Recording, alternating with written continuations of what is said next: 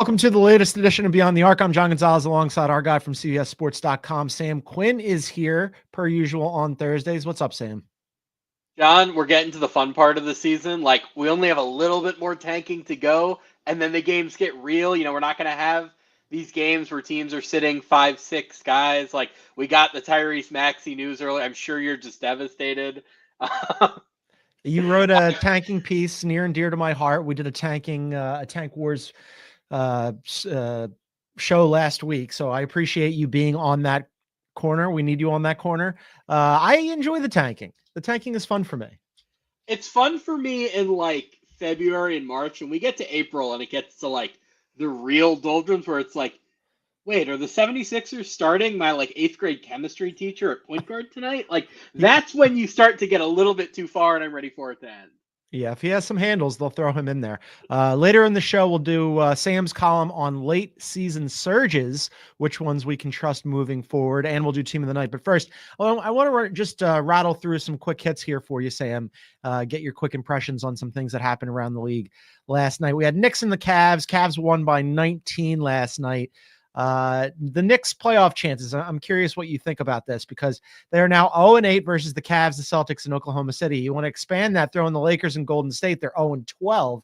Oddly, they're 2-0 against the Nugs, but whatever. 8-6 without Brunson. He's nearing his return. OG has been amazing. Chris Herring just wrote a great story for ESPN, my old colleague at Sports Illustrated, really framing, like, we all talk about Tibbs running his guys into the ground and the minutes load. But the piece put it in perspective, because it was like, Mikal Bridges has run like 7 more marathons than like the next closest guy or whatever this season. How are you feeling about the Knicks going in the playoffs? Yeah, so I want to separate the 0-8 into its individual parts, right? Where that's kind of the dominant story of their season, that they can't be the best teams. The Thunder games, like, one of them was close, another was, I think, not as close because the Thunder don't play close games. The Cavs games were all pretty explainable. The first game was close. The second game, the Cavs made like 51% of their threes, I think. And then the third game, there was no Brunson. I don't look at the Cavs as like, oh, this proves that's a sweep if they play. I think the Knicks and Cavs are like a reasonable matchup if they're close. It could be an interesting series. The problem the Knicks have is that they have no chance against Boston whatsoever. If you just look at the way that series matches up, the Celtics can disarm the Knicks with like 2 moves, right? They can switch the Brunson Towns pick and roll, which very few other teams can actually do. And once you can do that, it really disarms the rest of the Knicks offense. They're going to put Porzingis on Hart and just not really guard him, just have an extra rim protector and basically say, if Josh Hart's going to shoot us out of this series, so be it. So from a matchup perspective, I look at Boston and just say the Knicks have no chance against them. I don't look at that 0-8 record and say, oh, this proves they can't beat good teams. I think one of those teams just has this overwhelming matchup advantage. And the other ones, like, the games have been explainable, have been more interesting than I think they've gotten credit for. As for this last month without Brunson, I actually think it's been like pretty helpful for them, right? Like, It's OG not has bad. been awesome. OG's And been Bridges has absolutely had out his of his head. moments. And Kolek is showing that he might have some stuff. I don't think he's going to help them in the playoffs this year, but like, maybe Kolek is a player long term. I think this has actually been helpful for them to like have to spread their wings a little bit. Kolek being a player long term would require Tibbs expanding a rotation beyond like 4 guys, Hackman style and Hoosiers. For when you were mentioning that they have no chance against the Celtics, it's a non-zero chance. A lot of things would have to break extremely right for the Knicks, and everything would have to break exactly wrong for the Celtics. I have said, like that chunk of the season when Boston wasn't shooting well, where like it was just completely contagious. I think you and I even talked about it on the show, where we're like, what's going on with their shooting? It's hard to imagine, especially now when they're all playing really well. And even Drew Holiday, who hasn't had a particularly good season, is starting to come alive, that they would be all of a sudden cold over the course of a 7-game series, all of them 1 through 7, suddenly forgetting how to shoot. All of that said, obviously the Celtics are going to be a heavy favorite if those two teams meet in the second round. What percentage chance would you give the Knicks of somehow pulling off like a massive upset? I mean, what's the percentage chance that the entire Celtics roster goes cold for 7 games, right? Like, that can happen. We should stress. It could, but it would be Boston very difficult. Is not a normal, like, dominant team, right? Like, their ceiling is they could sweep the Thunder if all of their threes go in. they could also lose to the Knicks if their threes don't. No team has ever been more dependent on 3-point variance than Boston is. Now, I think it helps that Tatum and Brown this year have improved so much as playmakers that I think they have a lot more optionality on offense if the threes aren't falling than they did a year ago or certainly in the past. I also think the defense has kind of come together over the last couple months. Like during that cold shooting stretch, what was also going on was they weren't defending nearly as well as they did in the playoffs last year. I think they've mostly pulled it together. If you assume that you're going to have Porzingis at mostly close to full strength, I think their defense is still awesome. So I guess if you were to tell me, hey, the threes aren't going to fall for 7 straight games, do they have a chance? Like, yeah, sure. Not a great one.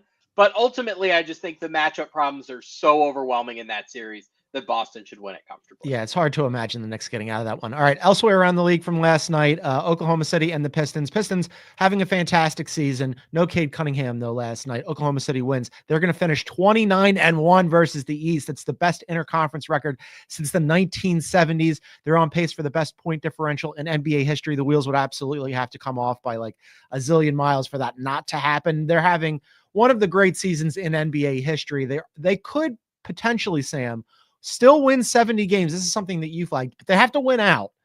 You wanted to discuss this and the probability, the likelihood that it happens. Yeah, I mean, if you looked at the schedule, right, like normally you would say a team that has clinched the number 1 seed and like is pretty much coasting to the best record in the NBA wouldn't care enough to win the last 6 games. The way the schedule breaks for them is actually really fortunate if they do care about getting to 70. The next 3 games are very hard, right? They play at Houston tomorrow night, and then they have 2 games against the Lakers at home. Also, those are like reasonably difficult games. If they can make it through those games, which you would presume they're going to try to win because they haven't clinched the best record over Cleveland yet, the last 3 are gimmies. It's Phoenix, Utah, New Orleans. Those are auto wins if they don't bench like their top 8 players.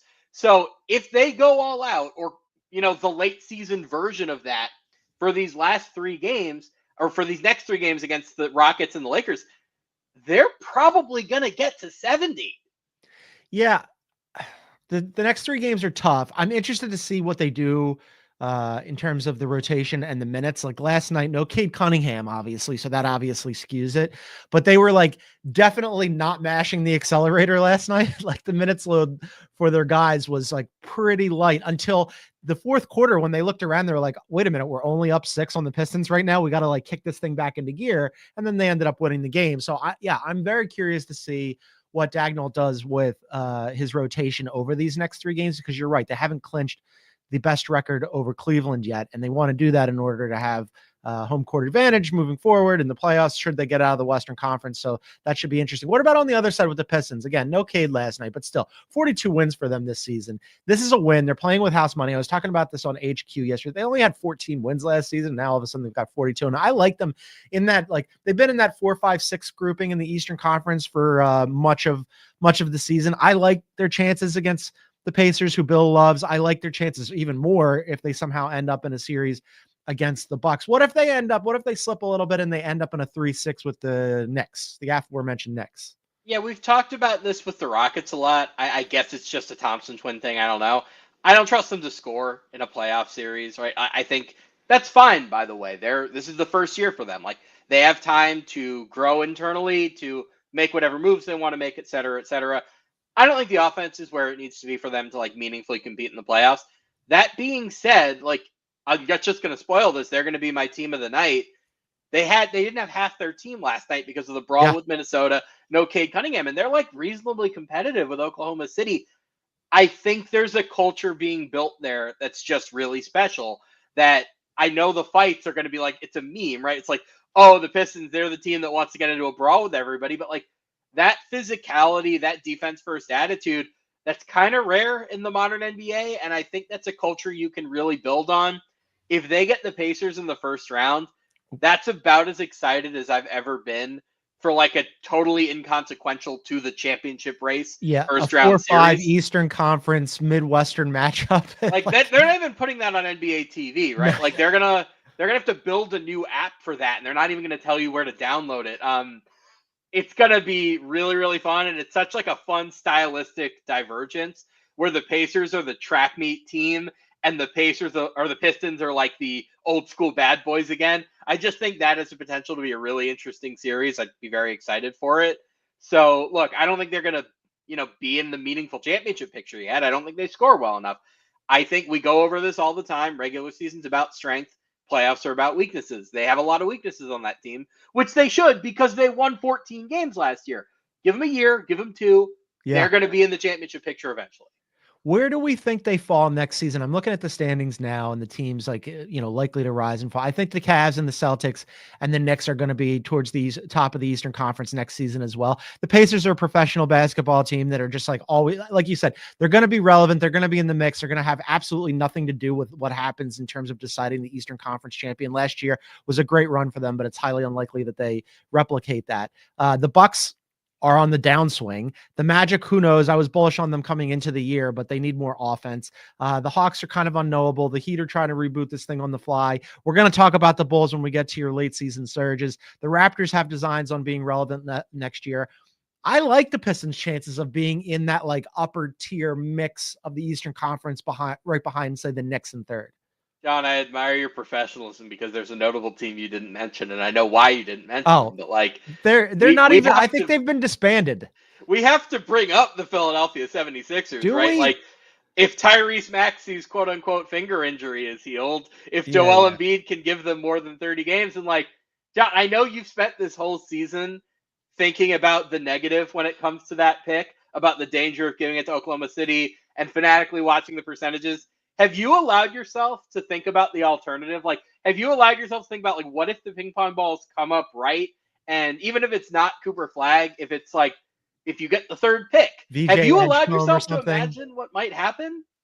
Yeah, I mean, look, I really enjoy a tank. As people who listen and watch this program know, I am a son, a godfather of the process era where all they did was tank and like the seasons were inverted and nobody cared about the regular season because it was all about the off season and lottery balls and all that stuff. Yeah, I love that stuff. I mean, they're right now solidly the 5th worst team in the NBA, which gives them a 64% chance to keep the pick, which I love. I think they finally came around to the right thing. It was yeoman's work by them. However, as I and producer Aaron and everybody else knows, rightly, that pick is going to Oklahoma City, brother. It is not. I mean, like, I like that they've maximized their odds. That was the right thing to do, but it's going to be hilarious when Sam Presti ends up with yet another young, talented superstar that the Sixers could have held on to. We're going to take another break, and then on the other side, I got one more thing to run past Sam from last night in the really awful back end of the Western Conference. Does anybody want that 10 seed? We'll do that, and then we'll talk about Sam's late season surges. You don't want to miss that. There's some fun stuff in there.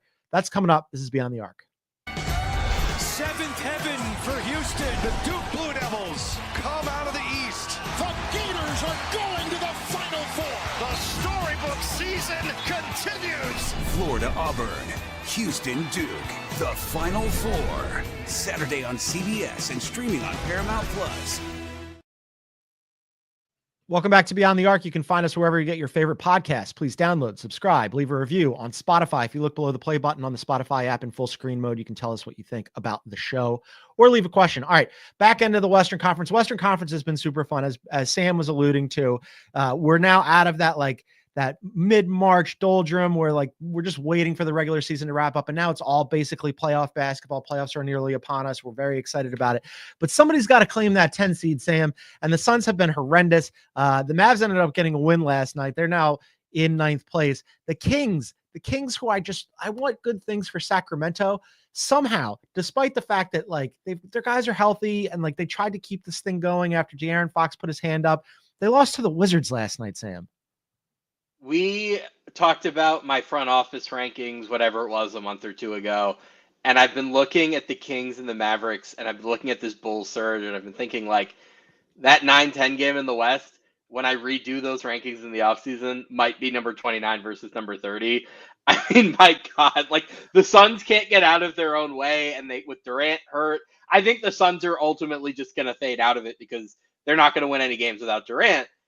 My God, the Kings and the Mavericks, like, really. Well, you know what? Like, let's give the Mavs just a little wee bit of credit here, because Anthony Davis is back. He went for 34 and 15. He had 5 blocks on a steal. He's trying as hard as he possibly could.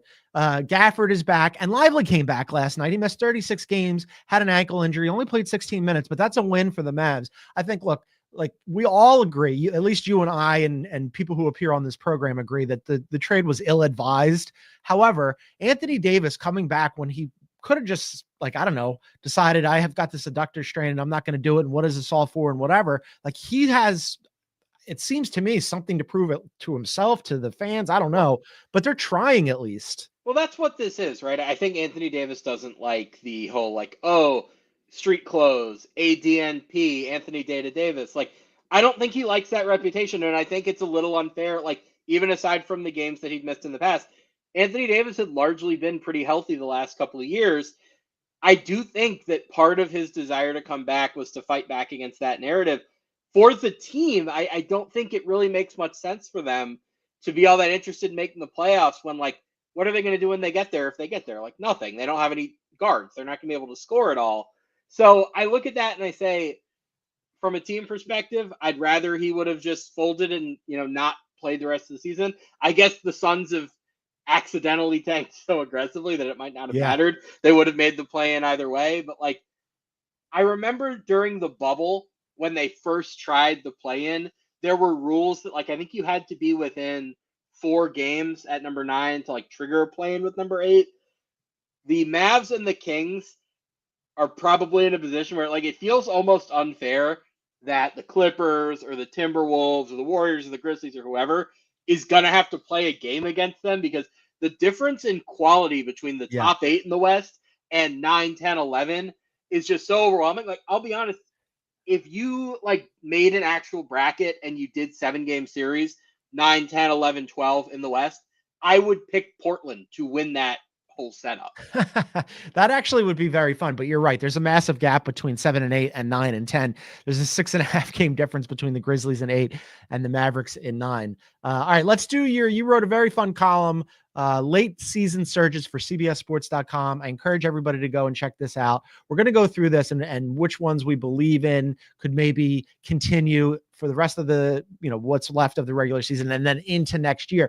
And your number 1 and 2 is interesting because not long ago, I don't know if you remember this, but I asked you on this program what your mileage was on one Cobi White. And you said he'd be a good 6-man if he went to another team that wasn't the Chicago Bulls. I suspect you are now more bullish on one Cobi White than you were maybe a month and a half, 2 months ago, along with a guy who a lot of us were pretty down on. And I still am not quite sure about this. So we're going to talk to you about this too.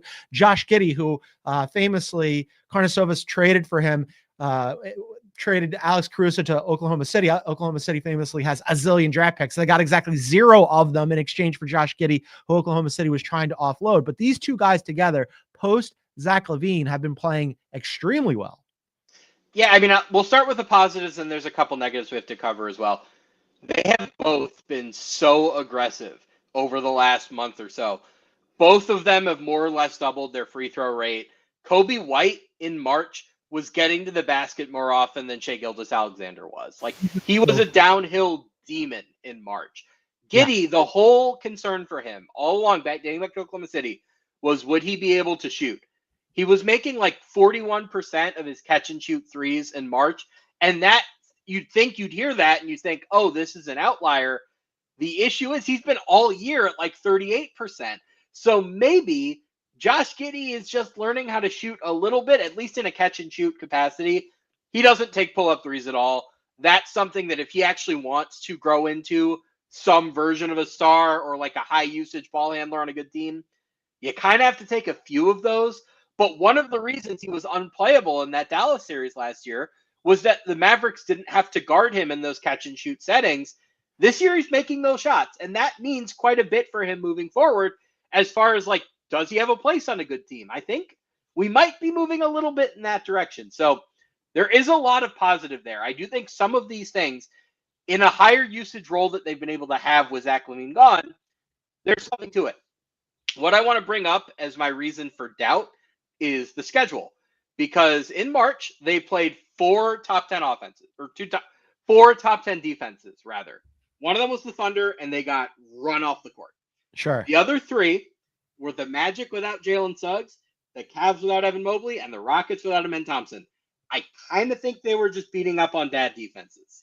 Yeah, I think so too. And I want to be clear here that while I have enjoyed watching Coby White and I'm sort of like Josh Giddey curious, I don't think this is going to be a good basketball team. However, I had talked to a buddy of mine who lives in Chicago, a longtime Bulls fan, and he was like, I don't care about that.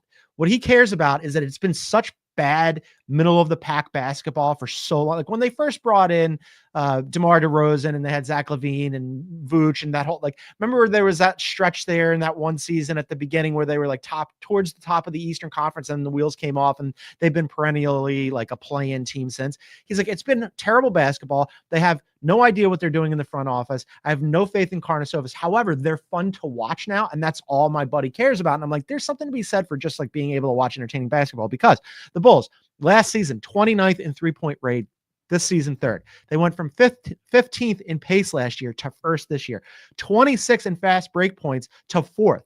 Like, okay, I mean, you got to start somewhere. Like, Bulls fans, I want good things for you. At least you get to watch something that's fun. I do give a lot of credit to Billy Donovan, who has had a very interesting coaching career, where I think in a lot of scenarios he hasn't really had the rosters that he's expected, right? Like, he takes over the Thunder and Durant leaves after a year. He thinks the Thunder are going to rebuild, so he jumps to the Bulls, and lo and behold, the Thunder now have the best roster in the NBA, and the Bulls like never quite figured it out. I do feel for him in that respect. He has been very creative and adaptable in the way that he's handled a lot of these weird rosters. Like the one I keep going back to is that last year with the Thunder where they had Schroeder, Paul, and SGA, and they were just like, we're going to play 3-point guards now. And I look at this Bulls team where he's like, okay, we're clearly like, if not going in the tank, trying to get younger. I'm going to totally adapt, play this up-tempo, high 3-point volume offense that makes more sense for the players that I have, and also has the added side effect of being fun and giving our fans something to root for. There's something to be said for a coach that's willing to change based on his personnel and adapt on a dime. I think Billy Donovan's done that. As far as like what's real goes, I have my misgivings about Giddey and White. I think that this is a little bit not fake, but like I don't look at Coby White as a 30-point scorer long term. The guy to keep an eye on as like if they're going to take a real step is Modest Buzelis, because that dude, incredible athlete, very high basketball IQ. The way he moves off of the ball, his passing in those like tight quarter areas, there is a lot to like there. And I think if there's someone on that team that has real breakout long-term potential, it's him. Yeah, I agree with you. He's looked good. I'm higher on Coby White than you are, although neither Coby White or Josh Giddey are going to be all-stars, which is why I think, like, again, the front office, I have very little faith in Karnisovas to like figure this out, because he's got some big decisions to make with these two. He obviously loves Giddey, and he's got a decision to make. He's a restricted free agent this offseason. People around the league are looking at how much money that they're going to throw at this kid. If he ends up getting somewhere in like the Jalen Suggs, Jalen Johnson 5 for 150 range, it wouldn't surprise me, although I value him less than that considerably. And then Coby's extension eligible next season. He's currently on a 3 for 36 deal. He's obviously worth more than that. So like, where does it fall? Because don't forget, this is the same dude that threw a 5-year, $90 million contract at Patrick Williams, and everybody went, what? Yeah, I want to go to Coby White just for a second. The extension rules in a typical veteran extension, you're only allowed to get a 40% raise. Coby White's making $12 million a year. There's no universe in which he extends off that number. It just makes no sense whatsoever. So he's going to be an unrestricted free agent in 26. Now, he might re-sign, but I also think there's a chance that he gets to free agency in 26, looks around and has a pretty big market. There's quite a bit of cap space out there. And at the very least, forces the Bulls to pay him a king's ransom to stay. If you're paying Giddey a lot of money, if you're paying Coby White a lot of money, if you have Patrick Williams on this totally bizarre $90 million deal, suddenly you're locked into a team whose upside is like pretty limited. So I almost be a little bit scared here, right? We're like, is this fool's gold, where this looks really fun and you get really excited about this team and you paid a bunch of money and it's like, oh, we're stuck. It reminds me a lot of that Heat team that finished, 31-10 and went 500. Like, and they re-signed Olynyk and Deion Waiters and James Johnson. And then for the next few years, it was like, oh no, we're stuck with a 500 team. I fear that this like late season surge with these two guys, and he's going to throw money. I'm talking about Karnisovas throwing money at Giddey, and then potentially next offseason at Cobi White, might be sort of like confirmation bias of like this theory that he has earlier in the season when he went, hey, there's multiple ways to win a championship. And he goes, you can win a championship with 2 or 3 star players, or you can build it with 9 or 10 very good players. And I think he's going to trick himself into thinking what he's been thinking all along, which is 9 or 10 good players, which I don't think that he has, even though he might think that he has. If you're paying Josh Giddey and Cobi White what they're making this year, you can afford 9 or 10 players like that. The problem here is in a few years, you're going to be paying them like 2 or 3 stars when they're not 2 stars, right? That's the danger. That Jalen Suggs, Jalen Johnson line of 5 for 150 is the absolute uppermost that he should go for Giddey. And I think he should go below that. And I just have a fear that he's going to be like, here's more than that. Well, stick around forever. It's going to be great. The one group of players that gets overpaid more than any other are high usage ball handlers. And those contracts, when they go wrong, tend to be pretty regrettable. So I'd be pretty nervous about that if I were the Yeah, and he's the one guy in the NBA who looked around and went, you know what? Josh Giddey. That's for me. Let's go get him. Let's take another break. And on the other side, we will continue with Sam's late season surges with a guy who plays for the Philadelphia 76ers. Or we're going to have to discuss that team, I guess. That's coming up. This is Beyond the Arc. We dig it. Do you?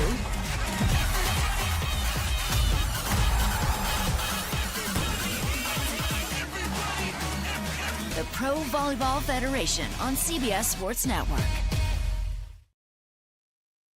Welcome back to Beyond the Arc. You can find us on YouTube at Beyond the Arc CBS. Please hit that like button, leave a comment, subscribe, hit the bell symbol. You'll get notified when we go live. Sam's late season surges column. It's up on CBSSports.com right now. Go and check it out. We're at number 3 here with there have been very, very few bright spots in the Philadelphia 76ers. Otherwise dismal, abhorrent campaign this season. One of them is Quintin Grimes, though. I think Daryl Morey looked at the team and realized, like, hey, we can make a little move here, make a trade with the Dallas Mavericks. He gets off of Caleb Martin's deal. Quintin Grimes is younger and cheaper. He's going to be a restricted free agent in the offseason. He's been really good this year for them, Sam. Yeah, I think we look at Josh Giddey and Cobi White where they're just basically playing better versions of what we assumed they would be over the last few years, right? Like, we knew that they were ball handler types, that Cobi White was a scorer, Josh Giddey was a triple-double machine. Like, they are the best versions of what we knew they could be. With Quintin Grimes, it's different, right? Like, Quintin Grimes, for his first 3.5 years in the NBA, was a stash in the corner guy, just make your open threes and you're golden. When he became a starter with the Knicks in 23, almost 90% of his field goals were assisted. In Philly, more than half of them have been unassisted. He's creating these looks for himself. We had no idea that he could do this. He's getting to the rim and finishing at the rim at an elite rate. And like, I saw that George Niang trash talk where Niang's like, oh, Embiid's going to come back, Max is going to come back. You're just going to be stashed in the corner. You're just going to be a role player. And I'm like, first of all, pot calling the kettle black. Second of all, are those guys even coming back? Reasonable, because George Niang is not even like a great role player. Like, well, I don't think you have the right to be saying that, my guy. But I think, honestly, what's happening here, he's not going to be a 25-point scorer when they have everybody. I think we can just say that, honestly. But this is real. Like, there's clearly more to his game than we knew. And when they get Embiid back, when they get Maxey back, he's not just going to be a sit-in-the-corner guy. They're going to be able to really take advantage of all this on-ball stuff, all of this driving that he's been able to do. And like, now suddenly you look on the court and it's like, hypothetically, I know you don't believe they'll ever have all these guys on the court at the same time. If you could have Embiid and Maxey and Grimes and George and maybe McCain, maybe a draft pick, that's just a lot of creation ability to have on the court on the same time. There are a lot of ways you can use that to stress a defense where like Quintin Grimes isn't going to be running 40 pick and rolls a game, but if he's getting guarded by the worst defender on the other team, he's going to have a lot of chances to take advantage of that in ways that we didn't think were possible a couple months ago. Yeah, I mean, this hypothetical sounds nice, but I've seen the hypothetical movie before, and it always ends in disaster. Like, don't go into the basement, somebody's chasing you with a knife. Oh, it's going to work out fine. It doesn't work out fine. Like getting Embiid back and George back. Sure. Okay. Let's see how that goes. I think that, I look at it a different way. You were saying like George Niang, are you really the guy to be talking trash to Quintin Grimes? I look at it as, oh yeah, maybe like we're a little over our skis on this whole Quintin Grimes thing, because you have a guy like George Niang who thinks that he can talk trash to Quintin Grimes because he thinks that they're kind of closer to being on the same level. If at best case scenario to me, I think like maybe he steps into the Kelly Oubre role where he's just like, he's the fourth guy. And, he has nights where like a better Tobias Harris, that would be fine. Are we sure that he's worse than Paul George right now? Are we sure Paul George is not going to be in the Kelly Oubre Tobias Harris role? Yeah, that could also happen, which is another reason why we should never talk about the Sixers. All right, number 4 on your list is you got the right team, but I think you have the wrong player. Tell people which player you picked from the Portland Trailblazers. Okay, so this is really just an avenue for me to talk about a player that is really underappreciated, and part of it is that he hasn't played on good teams. Dani Avdija is this awesome, really versatile player. I don't know that there's anybody quite like him in the NBA today, where you have a guy who's like a big wing, who's an elite defender, a very good rebounder, and a very good passer. Like, that's a combination of skills you don't really see all that often. The thing that has caused it, like why we're talking about him as a surge guy, is that in March, he made like half of his threes. I don't think that is something that's sustainable. That's not something he's ever really done. But if you look at the end of last year in Washington, he had kind of a similar breakout where he had a couple of 30, 40-point games in a string at the end of February. He got hurt, and then he never quite recaptured it. Then he gets traded, and he's spent this year adjusting, working with new players who also are developing. So it kind of makes sense to me that this would come later in the season. I don't think he's going to be a 23-point scorer long term. I do think he's going to be somebody who scores 16 to 18 points and then does like a little bit of everything else, which is an awesome player on an incredible contract, by the way. 4 years, $55 million. That's one of the best contracts in the NBA. Who is your Portland Trailblazer you want to talk about? I like Dani. Dani is very good. I think if I was going to pick somebody, or I would have done a tandem thing like you did with the Chicago Bulls, I think it's Kamara.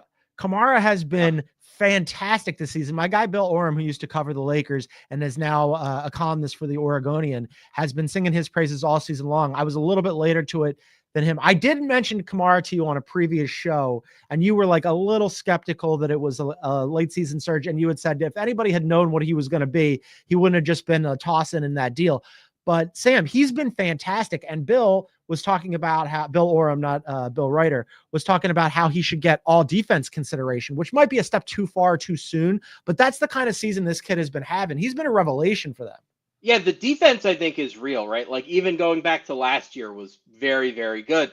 The offensive growth over the course of this season has been really, really encouraging. They've used him in interesting ways. They've used him as a screener and pick and roll. I think he has a higher basketball IQ than like most players at that stage of their development. The shot is going to be the question. Is he going to be able to consistently make open threes? Like, there's been improvement. I feel better about that than I did in the past. At the very least, they have somebody there who's going to be like a core role player. The Blazers as like a rebuilding like case study are really, really interesting because they usually the way it works is you tank, you try to get a star, you tank, you try to get a star, you keep being bad until you get the star, and then you go from there. The Blazers are kind of the reverse, where they've done such a good job with the role players. They're not going to have a high pick. So you really are hoping it better be Scoot, it better be Shaden, they better get lucky on lottery night, they better trade for somebody, whatever. If they do, if you have Avdija and Kamara on the wings, if you have Klingon as this really good rim protector, like, you're really building something. You're just kind of doing it backwards. They've been fun. I'm warming to your idea that you mentioned earlier in the show about having like a mini tournament just to get into the play-in. Like if you had 10, 11, 12, and 13 and have a 14 tournament just to get into the 10, and now you've got the 10 playing the 9, like the Blazers they've been fun this year. And, I have been frequently pretty vocal about them winning games and it not making much sense to me. But there's something to be said for these young kids trying to figure it out. And, they have been an enjoyable watch this season, which is not nothing, especially coming into the season when me and Bill Ryder expected them to be among the worst teams in the NBA and be much closer to the Wizards or the Jazz than they have been to the play-in. Last one for you on your list here. This one kind of surprised me, to be honest with you, because these other players that you have on your surge list, to me, feel like a young, up and coming, a little off the radar. Hey, we should be paying attention to them. Hey, look what they're doing. You have Austin Reaves at 5, and I've thought of Austin Reaves for a long time, and especially this season, as like solidly the third best guy on the Lakers. Well, that's sort of what I want to talk about, and we're going to go on a trajectory here, and then we're going to get to my ultimate point. Every year, Austin Reaves is like come into the season boxed into one role and is like quietly ascended up the ladder, where undrafted rookie, you're thinking, oh, he's not going to really play much. Oh, well, like, what's this? Maybe they found a nice bench player. And then the second season, when Westbrook was, for whatever reason, the sixth man of the year favorite for a lot of that season, Reaves was kind of bubbling in the background, like, maybe Reaves is actually the sixth man. Oh, no, now Russ is gone, and Reaves is like the third best player on the team. He's a secondary creator. Last year, they really unleash him more as a playmaker. He's like very solidly the point guard last season. This season, we have to start asking some much more difficult and much more important questions here. Is he going to be an all-star, right? Like, I think when they traded for Luka, there was sort of this idea of, oh, it's going to be the LeBron-Luka team for a couple of years, but eventually they're probably going to have to trade for another star to be Luka's long-term running mate. What I have to ask right now, and what the last month has suggested is possible, is Austin Reaves going to be the guy for the next 8 to 10 years who is Luka Doncic's sidekick on a perpetual winner for the Lakers? And I'm kind of starting to believe that the answer is yes. The one thing that I really need to see out of him, we mentioned it with Josh Giddey, they're in different stratospheres as shooters.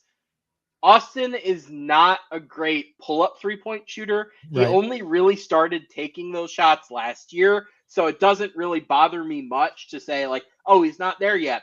He has improved so substantially in so many areas in his 3.5 years as a Laker that I do think he can at least get up to average. It's so important for him to be able to make those shots consistently because he's not an elite athlete. He doesn't have the same first step that like a Tyrese Maxey has, or like one of these more traditional star guards has. You want him to be able to make those shots because then defenses can't go under screens on him. They have to come defend him closer. And given how good he is at drawing contact and how crafty he is moving horizontally, that's where you really get into like the star level creation stuff.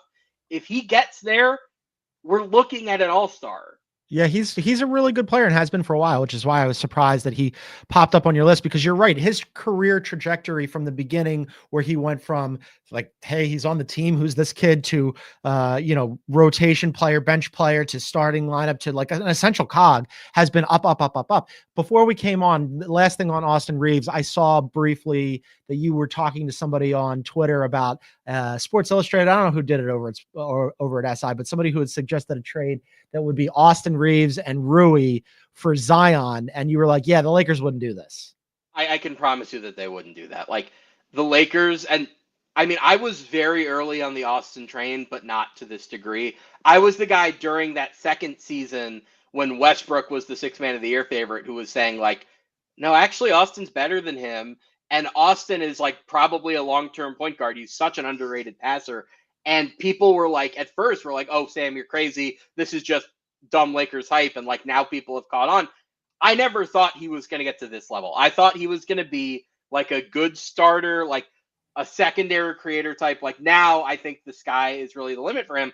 I do want to circle back to something we were talking about at the beginning of the show with the Pistons not being able to score. It's a fun what if that we don't really talk about.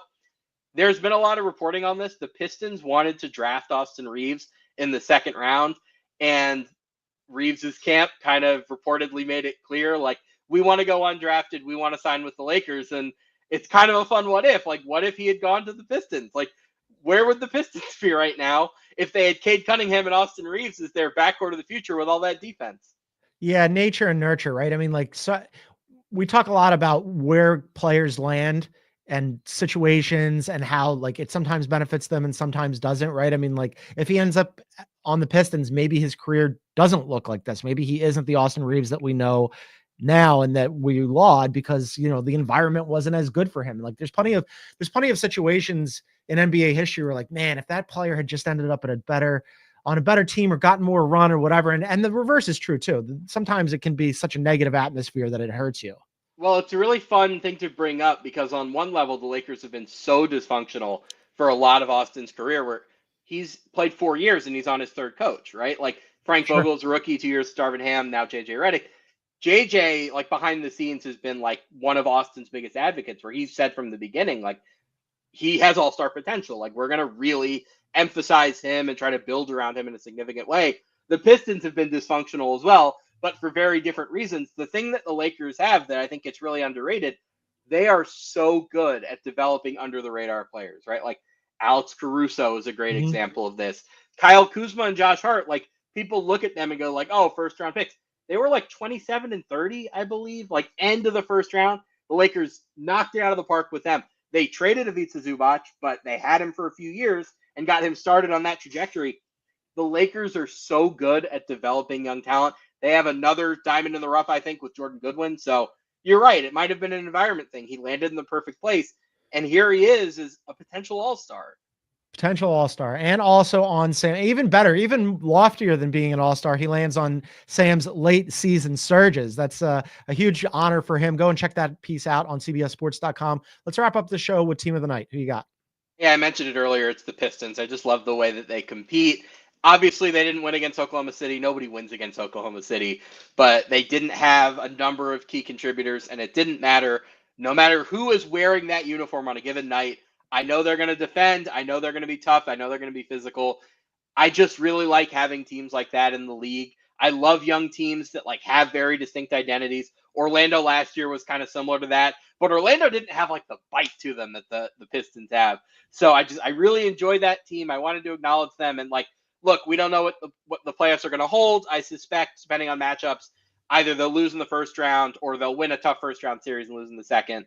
They're not going to figure into the championship picture yet, but I'm just really, really excited about what they're building. Yeah, I'm hoping it's a 4-5 matchup, as we mentioned, with the Pacers, because that would be really fun for those of us that like basketball. Maybe they win a round, maybe they don't, but either way, it would be fun. And then, you know, second round would be tough either way for them. And also, environment doesn't just go for players either. JB Bickerstaff drummed out of Cleveland, and it works out great for both sides, right? Kenny Atkinson has done yeoman's work, going to win Coach of the Year, but JB Bickerstaff deserves a lot of credit and a lot of love for what he's done in Detroit this season. He's landed in a really good spot. Fourth time for the Pistons being team of the night. My team of the night, I mentioned it. Sam was just poo-pooing them and not giving them enough love, but I'll go with the Dallas Mavericks who, you know, Anthony Davis, right or wrong, if I was him, I would be like, I don't want any part of this thing. My adductor hurts. I'm not coming back. Get me out of here in the offseason. He's gone the other way. He's decided, he said the entire time that he wanted to play. He wanted to show people. They don't, as Sam mentioned, they have no shot creation and no guards. It's Spencer Dinwiddie out there just getting way too much usage rate. But the bigs are back and they're healthy and they won a game last night. And the Mavs obviously are trying, and there's something to be said for that in a 9-10 race where, as we mentioned, the 10 is just an abomination. I applaud Anthony Davis for this. Like, I don't want to say he's proving people wrong because I think his reputation was unfair to begin with. But like on his end, it's cool that he's doing this. For the team, I just kind of look at this and go, I don't know what they're doing. I don't know what their plan is. I don't think they quite know what their plan is. I just have no level. I have an idea of trust what for their the plan Mavericks is. whatsoever. It's just a high bar to clear, right? I mean, their plan was Anthony Davis and Kyrie Irving, who now has an ACL and needs to come back, and then something else that they, I guess, want to identify. I'm sure that Nico is hopeful that maybe they can wrestle KD away from Phoenix, but that's their idea. I just don't think it's going to work. John, while we're here, I know we're at the end of the podcast, but I have no other venue to say this. Please. I think there's a really under-the-radar Kevin Durant team that nobody's talked about, and that's a team that I've talked about a lot today, the Detroit Pistons. Why can't the Pistons be the KD team? Isn't he exactly what they need? You just figure him in as the extra scorer. Him and Cade handle the offense, and the defense we know is solid. That's going to be a story that I put a lot of weight into this offseason. Like, that is my sleeper KD team. That's interesting. What would that do for their prospects? Would you, if they somehow got KD, and obviously, it depends on what kind of players they'd have to unplug and what kind of picks would have to go back. But let's just say, vacuum, they get KD. Are they better than the Knicks in that case? Yeah, I think if they keep Asar Thompson, who I think is really, really critical to their future, and they maintain some of that front line, yeah, I see no reason why they couldn't compete to win the East if Kevin Durant is still the guy he is this year, right? Like, the thing about KD that we're probably going to get into more in the offseason, the reason it hasn't worked in Phoenix, at least among other things, is that they only have shot makers. They don't have shot creators. Cade is a creator. There's much more balance between him and KD, where KD can make the jumpers, the hard shots. Cade can get to the rim, is a great passer, can orchestrate an entire offense. I think they'd be a match made in heaven together. I love the Thompson twins, especially Amon. But if you don't, producer Aaron brings up a good point as we're hypothetically dreaming about Kevin Durant spending his time in Motown. How do they do that trade without putting Thompson into it? Yeah, I think it would have to be Jalen Duren is one of the core pieces, maybe Jaden Ivey, because of, he's not as important now. He's been out for most of this year. And then a whole bunch of picks, right? I don't know what KD's value is. I don't know what team is going to bowl the Suns over for him at, 37, 38 years old next year. So it's going to depend a lot on what the package is. It's going to depend a lot on what the actual package is. I'm just saying I really like the idea of KD on a team with Cade as the second star and a whole bunch of defenders. I think Minnesota makes some sense for similar reasons. Minnesota has, a lot of veterans that they could include in that trade as well. They don't have the picks to trade. This is going to be a conversation we have a lot over the next couple weeks, months, but I just wanted to throw the Pistons out there as I like it. My sleeper for KD. It's a good idea. He's 36 now. He'll be 37 in September. So yeah, you're right. I mean, at some point, he's not. I think we're probably at that point where he's not worth the blow us away massive haul of picks and whatever that we've seen him be moved for previously. All right, that's going to do it for us on today's show. We're back. Beyond the Arc is back tomorrow with Bill and Brad live on YouTube at 12 p.m. Eastern. You can find them at Beyond the Arc CBS. But for now, for Sam Quinn from CBSSports.com, I'm John Gonzalez. Thanks so much for tuning in, everybody. See you tomorrow.